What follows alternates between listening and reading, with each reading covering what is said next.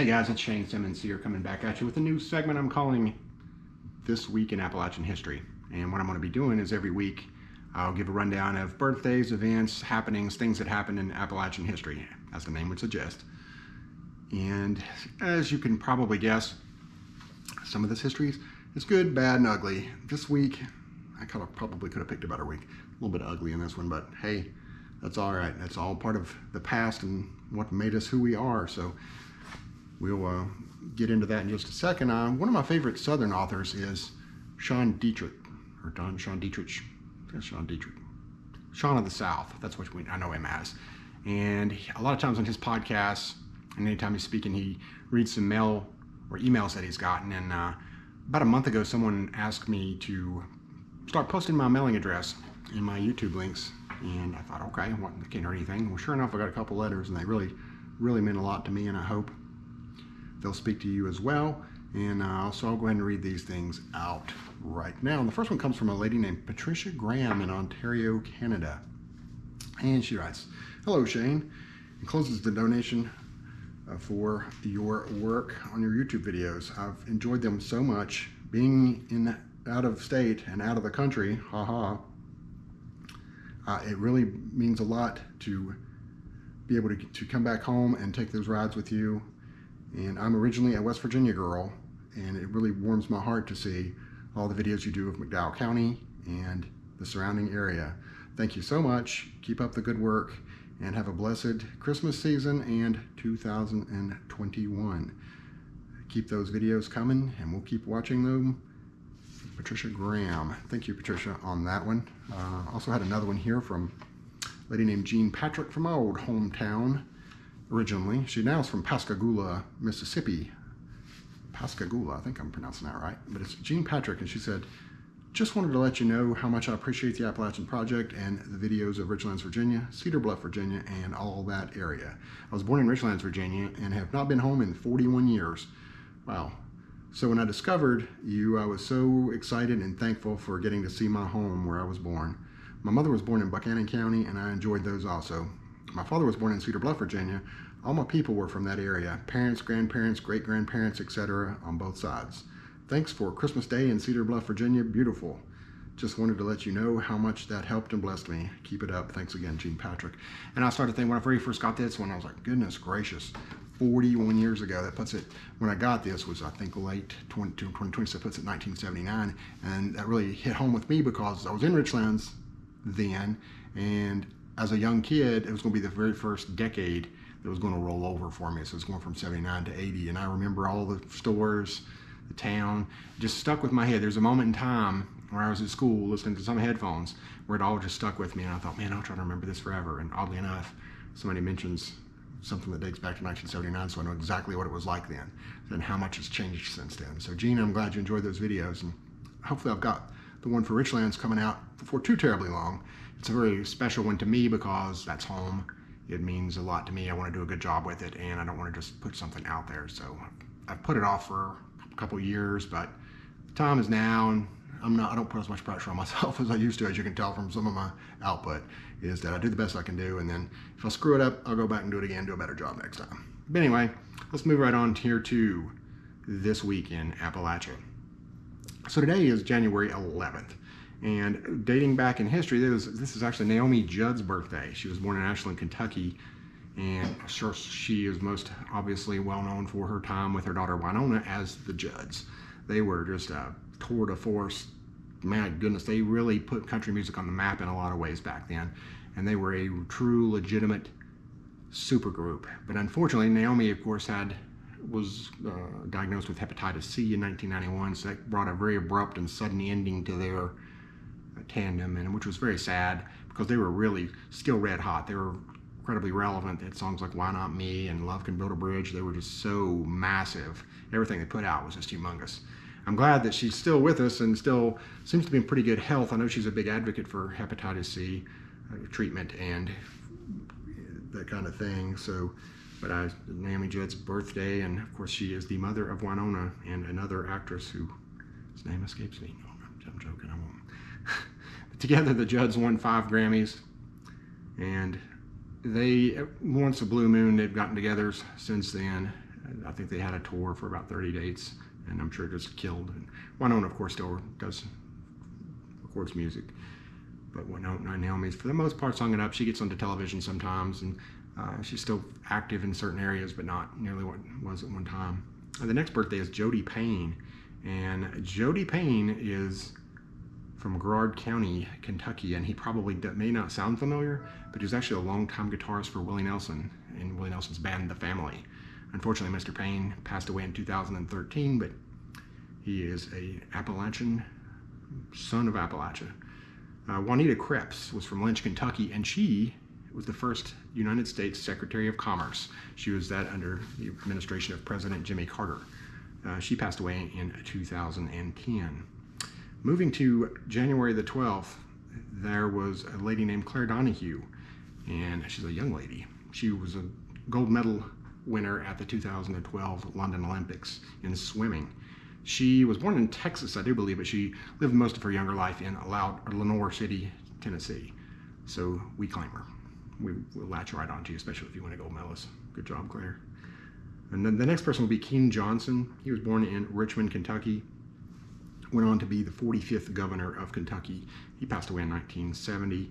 And on this day, a very dark day for what's known as Krista Pike murder. And what happened was Krista Pike was incredibly jealous of a lady named Colleen Slimmer, and she thought that Colleen was messing with her boyfriend, a fellow named Taddarrell Shipp, I do believe it's his last name. And so they conspired, for what I don't know how she talked Taddarrell into doing this, but Taddarrell Shipp and Krista Pike and another lady named Shadala Peterson lured Colleen Slimmer out and murdered her. I guess they promised her some marijuana and so forth, trying to make peace with her, because she knew that there were some accusations that she had messed around with Krista's boyfriend, and so they, under the guise of making peace, they lured her out. And this happened in Knoxville, Tennessee. They took her out and they checked out of the dorm, and it ended up being the last day of Colleen Slimmer's life. They taunted her, they beat her, and then she was brutally murdered. And then they carved in a pentagram into her body. So they apparently had gotten into devil worship at some point in the occult. You hear that a lot with these types of murders, but this apparently was one that proved to be true. A lot of times it's unfounded and it's just one of those things that gets started, but this is one of the rare cases where that actually did occur. So let's move right along from that one. January the 13th, guess what? Nothing happened. Nothing of note. So this is your opportunity. Go out there and make something happen and put January 13th on the map for Appalachia. So this is my challenge to anyone out there. January 14th is a birthday for a fellow named Lawrence Kasdan, and that name didn't jump off the page at me. He was born out of Appalachia, but he moved to Morgantown, West Virginia. That's where he spent most of his formative years. So he's a director, screenwriter, producer. He is most known for being with the Star Wars series. He helped co-write Empire Strikes Back, Return of the Jedi. Some of the new ones too, the Solo movie. He also was involved with Raiders of the Lost Ark and an Indiana Jones movie. So he's very connected, certainly in the 80s movie genre. So Lawrence Kasdan, we laid claim to you too. Another person born on that day is Bev Perdue. She was born in Grundy, Virginia, in good old Buchanan County. She went on to become the first female governor of North Carolina. And there was the 73rd governor overall in that state. So 73rd is the first woman. And I think she won the election in 2009. So that was pretty late in the game for them, but they finally got a female governor. January 15th, Chris Blue's birthday. And Chris Blue is winner of the 12th season of The Voice, and he was raised in Knoxville, Tennessee. Moving to January 16th, we have, Julianne Emery from Crossville, Tennessee. She's an actress in numerous films and television series. She's Betsy Kettleman on Better Call Saul. I have not watched that series yet, I'm ashamed to say. Better Call Saul, I've heard it's great, but she plays Betsy Kettleman on there. So it's her birthday. We got Another bad situation was the Appalachian School of Law shooting that took place back in 2002. And this was very intimate to me because I actually had a cousin and a good friend. Matter of fact, Jason, that's part of TAP, Jason Barton, I think was one, I know for a fact my cousin was, and I'm pretty sure Jason did too, that saw the shooter the day of the shooting. He came into Food City, and so they said he didn't act particularly out of the ordinary, and it was amazing to think that he went on after that to kill 3 people. He went in and shot the dean of the school. His name was a fellow by the name of Anthony Sutton, and then he also shot a professor, Thomas Blackwell, and a student, Angela Dales. There's actually a stretch of highway down in that area, maybe it's Dickinson County, named after Angela Dales, Buchanan County 1, and in her honor and memory. He was actually ended up being subdued. It was a Nigerian student named Peter Odighizuwa. I know I'm pronouncing that wrong. Odighizuwa. He was a Nigerian student, and he'd had some issues emotionally and with his grades and so forth, and apparently it just all came to a head, and he came and went on that rampage, and he was subdued by some students afterwards. There's a couple of conflicting stories. Apparently some fella subdued him physically, and then a couple other ones who had been previously in law enforcement came with some guns themselves and brought an end to the carnage. But he is now serving multiple life sentences at Red Onion State Prison, so he didn't get too far out of the area. And also on January 16th, a little bit better situation, is Ronnie Millsap's birthday. Ronnie Millsap was born in Robbinsville, North Carolina, and obviously known for being a blind artist, a country music artist. He has songs "A Stranger in My House" and, of course, "Smoky Mountain Rain." He was raised a good portion of his life in the Smoky Mountain area, so he's very much got a connection there. And he has won 6 Grammys and had 35 #1 country hits. So quite the accomplished singer. He still performs from time to time. I guess he's in his 70s, but he's not nowhere near as prolific as he once was. And finally, January the 17th, it's Ernest Holmes' senior birthday. And that name probably doesn't ring a bell to anybody out there, but by golly, this man who spent a lot of his latter life, especially in Chattanooga, Tennessee, he invented the tow truck. So he is a hero to me. I've had to use that kind of service several times in my life, so I felt the need to mention Mr. Ernest Holmes Sr. and to thank him. And last but not least, the birthday of Al Capone.